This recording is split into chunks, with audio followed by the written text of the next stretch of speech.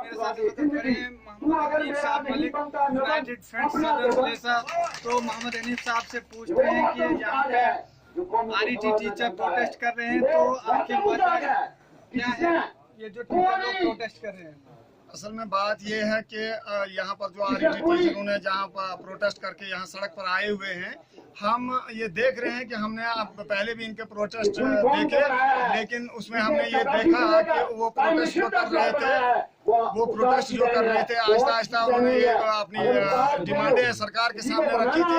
लेकिन आज हमने देखा कि सरकार बिल्कुल टस से मस नहीं हो रही है। ये वो पेशा है कि जिस पेशे ने पैगम्बराना जो हमारे हुजूर अकरम सल्लल्लाहु अलैहि वसल्लम के ऊपर जो वही नाजिल हुई इकरा के नाम से, वहाँ पर वो हजरत जिब्रील ने उनके पास वो जो है आयत कुरान की वहाँ पहुँचा दी। तो गोया ये साबित होता है कि हुजूर अकरम सल्लल्लाहु अलैहि वसल्लम जो है वो तालिबे इल्म थे और अल्लाह ताला ने जो है हजरत जिब्रील को उस्ताद बनाकर भेजा। उसके बाद नबी करीम सल्लल्लाहु अलैहि वसल्लम ने आगे जाकर तालीम दी। तो साबित होता है ये कि ये उस्तादों का जो पेशा है ये पैगम्बराना पेशा है। इसलिए मैं सरकार के कानों तक ये बात पहुंचाना चाहता हूं, जिस तरीके से तुमने इन लोगों की बेइज्जती की है, जिस तरीके से तुमने इन्होंने जब प्रोटेस्ट किया इनको लाठी से मारा है, तुमको शर्म आनी चाहिए। तुमको ये देखना चाहिए कि जो अदले फारूक था, जो हमारे हुजूर अकरम सल्लल्लाहु अलैहि वसल्लम के दौर के बाद अदले फारूक ने अदल किया और वहां पर जो है वो गली में घूमा करते थे कि यहाँ पर कोई लोग परेशान तो नहीं है।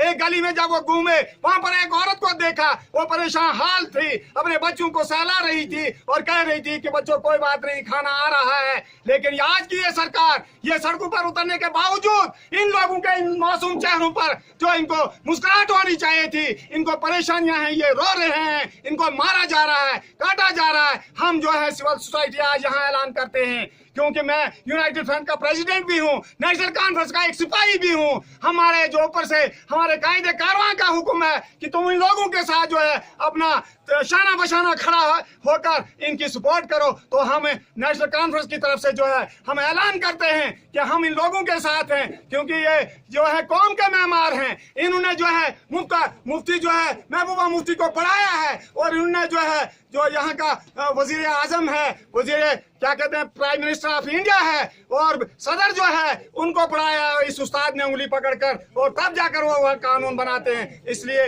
हमारी ये मांग है कि इनको फौरी तौर पर इनके मुतालबात को माना जाए, इनकी सैलरी को डिलीट करके और इनको माहाना जो है तनख्वाह दी जाए, तब जाकर ये काम करेंगे। लोगों के बच्चे सफर हो रहे हैं इसलिए कि ये इनको तनख्वाह नहीं मिल रही, ये काम कैसे करेंगे? अच्छा, आपका नाम? आप कहाँ रहते हो? क्या आप भी आरईटी टीचर हो या? नहीं, हम आरईटी टीचर नहीं है, अलबत्ता हम स्टूडेंट हैं। जो हम आज जो है सरकार को यहाँ से पैगाम देना चाहते हैं कि जो एसएसए टीचर्स हैं, इन लोगों ने जो 90 की दिहाई में स्कूल बंद हुए थे, जिन स्कूलों को जंग लगे हुए थे, और हमारी जो है एजुकेशन जम्मू कश्मीर स्टेट के एजुकेशन जो बैडली अफेक्टेड हुई थी उस दौर में, तो इन लोगों ने 15-15 साल के बाद उन स्कूलों को खोल कर जो है हमारी एजुकेशन को फिर से रिव्यू किया है, हमारी एजुकेशन को फिर से रिवाइज किया। अगर इन नेशन बिल्डर्स के साथ नाइंसाफी हो रही है, एक 4th क्लास को जो है 7th पे मिल रही है, उसको स्टेट बजट से महीना सैलरी मिल रही है, तो जो हमारे टीचर्स हैं, जो हमारे नेशन बिल्डर्स हैं, उनको क्यों नहीं मिलेगी? ये हमारी मांग है सरकार से। और हम सरकार को एक पैगाम देना चाहते हैं यहाँ से कि अगर इनका मसला हल नहीं हुआ तो all students, all youth leaders और ऑल सिविल सोसाइटी जो है सड़कों पर इन टीचरों के साथ शाना बशाना खड़ी। कौम के मेहमानों का नाम जब जबानी लिया जाता है वहाँ, तो यहाँ के लोगों को इंसाफ देना चाहिए या नहीं? इंसाफ तो जाहिर सी बात है कि अगर हम कौम के मेहमानों के साथ इंसाफ नहीं करेंगे तो यहाँ से सुप्रीम कोर्ट का जज भी इन्हीं टीचरों से पढ़ के निकलता है, चीफ जस्टिस ऑफ इंडिया भी इन्हीं टीचरों से पढ़ के निकलता है, और रियासत के बड़े बड़े ब्यूरोक्रेट्स, हत्ता कि जो चीफ मिनिस्टर है या फाइनेंस मिनिस्टर इस वक्त जो इम्तियाजी सलूक बरत रहे हैं इन ऐसे टीचरों के साथ, वो भी इन्हीं नेशन बिल्डर्स, इन्हीं टीचर्स के से पढ़कर, और हम लोग भी इन्हीं से पढ़कर, इन्हीं से तालीम हासिल कर अपने आगे बढ़े हैं।